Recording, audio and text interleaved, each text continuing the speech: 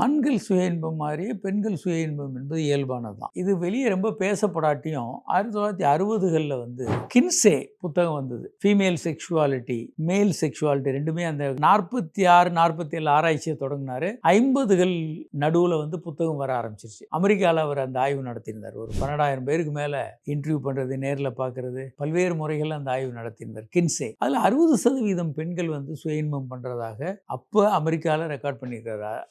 60களில் வந்து 50கள் 60களெல்லாம் இந்தியா போல தான் அமெரிக்க பெண்கள் இருந்தாங்க கன்சர்வேட்டிவாக. இது மிகப்பெரிய ஒரு அதிர்வலைகளை ஏற்படுத்திய புத்தகம் அது. ஆட்டம் பாம் 47 அந்த 46 47 போட்ட மாதிரி இதை செக்ஸ் பாம்னு சொல்லுவாங்க. பல்வேறு அதிர்ச்சியான தகவல்கள் அந்த புத்தகங்களில் கின்சே ஹியூமன் செக்ஷுவாலிட்டி புத்தகத்தில் இருக்கு. அதனால பெண்கள் சுய இன்பம் என்பது இப்போ மட்டும் இல்லை, அது வாத்சாயனாரும் அதை பற்றி நிறைய சொல்றாரு. அதனால இது வரலாறு முழுவதும் இருக்கு, அதிகம் பேசப்படுறதில்லை. ஏன்னா நம்ம கலாச்சாரம் வந்து இந்த மாதிரி விஷயங்களை ஓப்பனாக பேசுறது அனுமதிக்கிறது இல்லைன்றதுனால நம்ம அதை பற்றி ரொம்ப பேசுறது இல்லை. ஆனால் அது இயல்பாக இருக்கத்தான் செய்யுது. ஆண் சுய இன்பம் போல பெண் சுய இன்பம் ஆனால் கொஞ்சம் கம்மியாக இருக்கும்.